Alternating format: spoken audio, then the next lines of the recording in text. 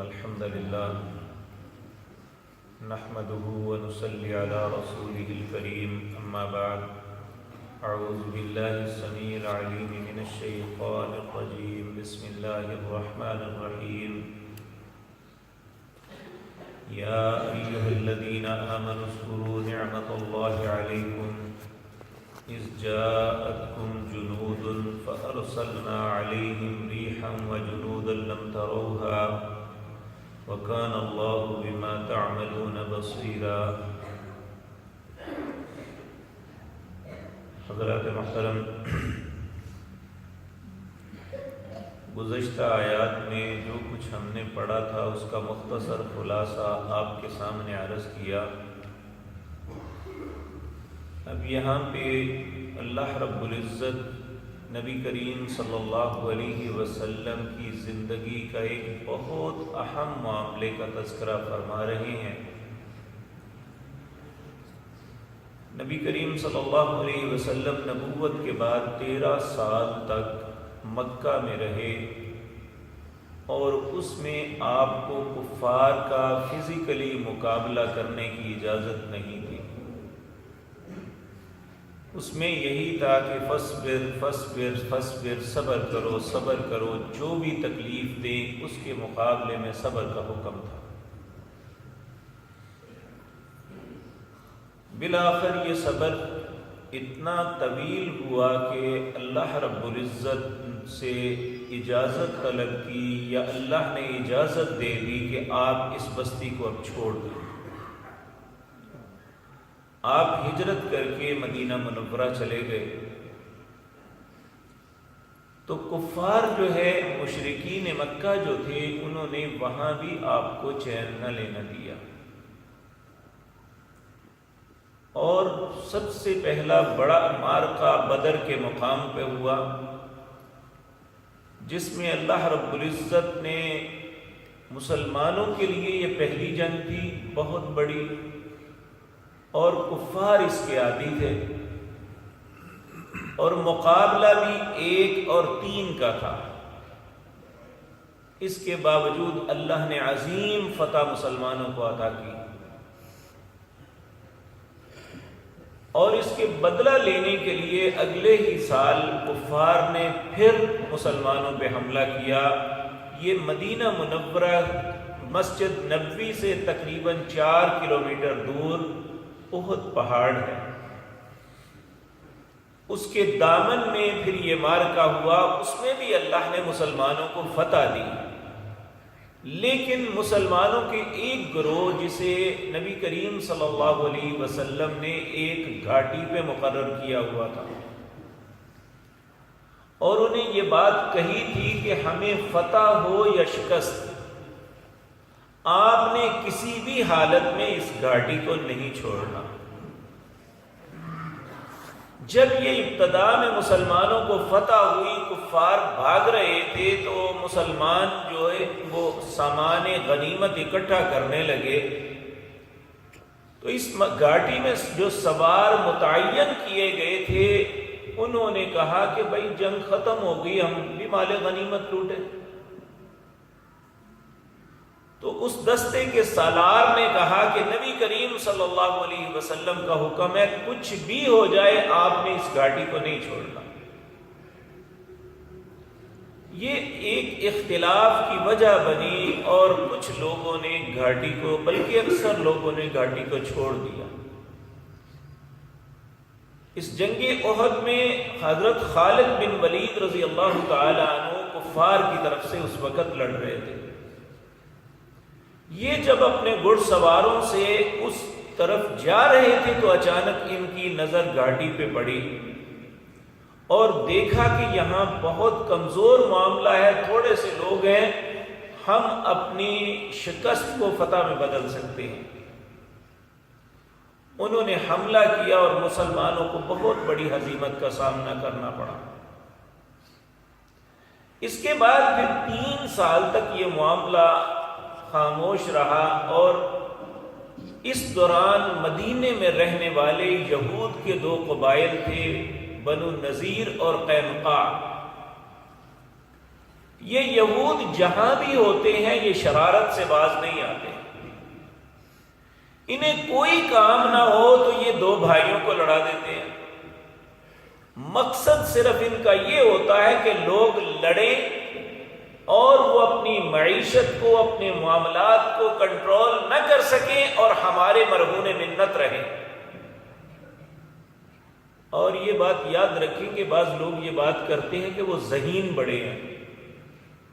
ذہین نہیں، یہ کمینگی اور بدفطرتی ہے کہ انسان ایسی کمینگی کا اظہار کرے کہ دوسروں کو لڑاتا رہے اپنے مفادات کے حصول کے لیے. اور نبی کریم صلی اللہ علیہ وسلم نے بھی ارشاد فرمایا المنافق والکافر زج اللعین. منافق اور کافر جو ہوتا ہے یہ کمینہ اور بدفطرت ہوتا ہے. اس کے لیے جھوٹ بولنا، اس کے لیے ایک دوسرے کے ایسی ایسی باتیں گھڑ کے اپنے پاس سے لڑانا، یہ ان کے لیے کوئی کام نہیں ہوتا. اور پھر جب یہ کسی کام پہ پکڑے جائیں تو مکرنا ان کے لیے کوئی بڑی بات نہیں ہوتی. اس کے مقابلے میں نبی کریم صلی اللہ علیہ وسلم نے فرمایا جو مومن ہوتا ہے یہ بھولا بالا اور معصوم ہوتا ہے. یہ بعض اوقات انہیں دوست سمجھ کے دھوکہ کھا جاتا ہے. نبی کریم صلی اللہ علیہ وسلم نے جب ان کی کیفیت دیکھی تو ان دونوں قبائل کو مدینے سے نکال دیا. یہ کچھ تو خیبر میں جا کے آباد ہو گئے، کچھ اور جگہوں پہ جا کے آباد ہوئے، لیکن انہیں مدینے سے نکالنے کا رنج بڑا تھا. ان کے کچھ سردار جو ہیں یہ مل کے انہوں نے ایک پلاننگ بنائی. اس پلاننگ کے تحت یہ لوگ مکہ میں گئے. چونکہ مشرکین مکہ سے آپ کا کلیش تھا، 2 جنگیں ہو چکی تھی، یہ خود لڑ نہیں سکتے، لوگوں کو آگے لگا کے لڑواتے ہیں اور یہ پیچھے انویسٹمنٹ کرتے ہیں. انہوں نے قریش مکہ کو جا کے کہا جی پیسے ہم لگاتے ہیں، لڑو، تمہارا اپنا بھی دل ٹھنڈا ہو جائے گا اور یہ اسلام کی جڑ کٹ جائے گی. وہ تو پہلے ہی تیار بیٹھے تھے. پھر انہوں نے نجد اور دوسرے قبائل کو بھی اس بات پہ آمادہ کیا کہ تم بھی ان کے خلاف لڑو. اور یہ پورے عرب میں انہوں نے اپنے وفود بھیج کے ایک آگ لگا دی. اس وقت مدینے کی ٹوٹل آبادی 3000 یا کم و بیش تھی اور 10,000 کے لشکر کے ساتھ یہ مدینہ پہ حملہ ہوئے. اس وقت مسلمانوں کی تعداد جو ہے اس میں اختلاف ہے، لیکن صحیح قول کے مطابق صرف 1000 تھی. جب یہ 10,000 کا لشکر لے کے اوپر نیچے سے آئے تو نبی کریم صلی اللہ علیہ وسلم نے اپنے ساتھیوں سے مشورہ کیا تو حضرت سلمان فارسی رضی اللہ تعالیٰ عنہ نے ایک آپ کو مشورہ دیا کہ یا رسول اللہ صلی اللہ علیہ وسلم، ہم فارس کے لوگ جو ہیں جب ہم پہ ایک طاقتور دشمن حملہ کرتا ہے تو ہم اس کو روکنے کے لیے خندق کھودتے ہیں، اور عرب کے لوگ اس طریقہ جنگ سے ناواقف تھے. نبی کریم صلی اللہ علیہ وسلم کو حضرت سلمان فارسی رضی اللہ تعالی عنہ کی بات پسند آئی اور آپ نے اپنے ساتھیوں کو لے کر ایک خندق کھودی. آپ جب مدینہ منورہ جائیں تو یہ احزاب خندق، جہاں خندق کھودی گئی، اگر وہاں اس جگہ کا تصور کیا جائے، یعنی اس کی میجرمنٹ دیکھی جائے، پیمائش کو دیکھا جائے، تو عقل دنگ رہ جاتی ہے کہ 1000 انسانوں نے اتنا بڑا کام سر انجام دیا. یہ تقریباً 5 میل لمبی جو ہے خندق کھودی گئی تھی، اور اس خندق کو اتنا گہرا کیا گیا تھا اور چوڑا تھا کہ دوسری طرف انسان نہ آ سکے. اور اس مقام پہ مدینہ میں پتھریلی زمین ہے، مٹی کم ہے اور پتھر زیادہ ہے. ایسے حالات میں کہ جب فوج آ رہی ہے اس کے علم آپ کو ہے اور اس کے آنے سے پہلے یہ سارا کام کرنا تھا. اور مسلمانوں کی کیفیت یہ تھی کہ حضرت جابر رضی اللہ تعالیٰ عنہ کہتے ہیں 3 دن سے ہم نے ایک لقمہ چکھ کے نہیں دیکھا، بھوک کی یہ کیفیت تھی۔ اور اسی اثنا میں ایک بہت بڑی چٹان آئی، لوگوں سے ٹوٹ نہیں رہی تھی۔ نبی کریم صلی اللہ علیہ وسلم کو اس بات کی شکایت کی گئی کہ اے اللہ کے پیارے حبیب صلی اللہ علیہ وسلم، یہ معاملہ بن گیا ہے، آگے بھاگنا چل نہیں رہا ہے۔ آپ نے اللہ کا نام لے کے کدال لی، اللہ اکبر کہہ کے اسے چوٹ لگائی، اور اللہ نے اپنے نام کی برکت سے اس کو بربرا کر دیا اور وہ چٹان ٹوٹ گئی۔ اور آپ اس وقت یہ ارشاد فرما رہے تھے، اللہم لا عیش الا عیش الآخرہ فاغفر للانصار والمہاجرہ۔ اے اللہ، عیش تو صرف آخرت کی عیش ہے، اے اللہ میرے ساتھی مہاجرین اور انصار کو معاف فرما دے۔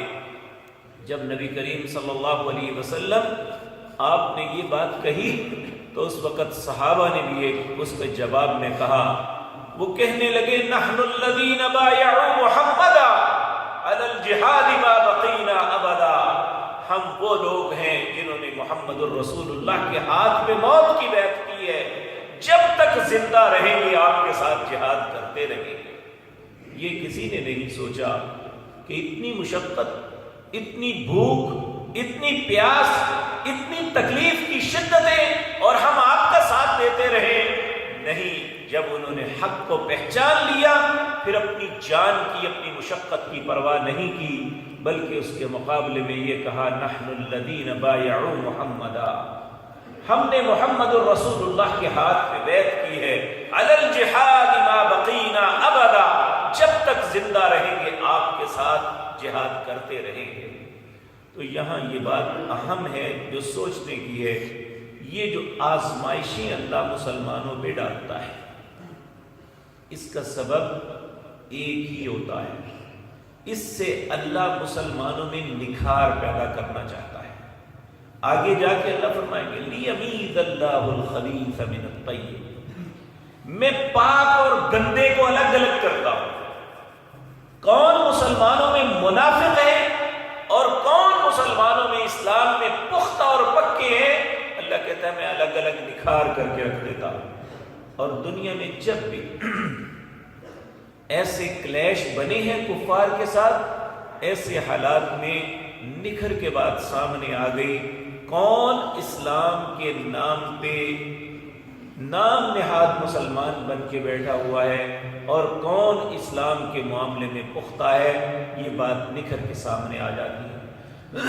تو ایسے حالات میں اللہ نے جو اتنی سخت آزمائش تھی، اس میں اللہ فرما رہے ہیں یا ایھا الذین آمنوا، اے لوگوں جو ایمان لائے ہو، اذکروا، یاد کرو نعمت اللہ، اللہ کی اس نعمت کو، علیکم، جو اس نے تم پہ کی۔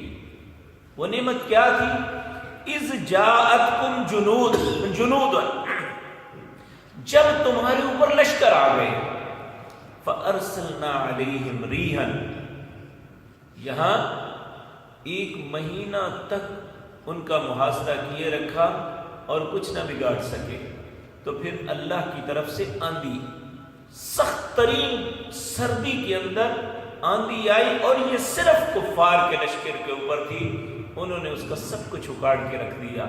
اللہ فرماتے ہیں فَأَرْسَلْنَا عَلَيْهِمْ رِيحًا، ہم نے ان پہ ہوا بھیجی، وَجُنُودًا لَّمْ تَرَوْهَا، اور ایسے لشکر بھیجے جسے تم نہیں دیکھ سکتے تھے، وَكَانَ اللَّهُ بِمَا تَعْمَلُونَ بَصِيرًا، اور جو بھی تم کرتے ہو اللہ وہ دیکھ رہا ہے۔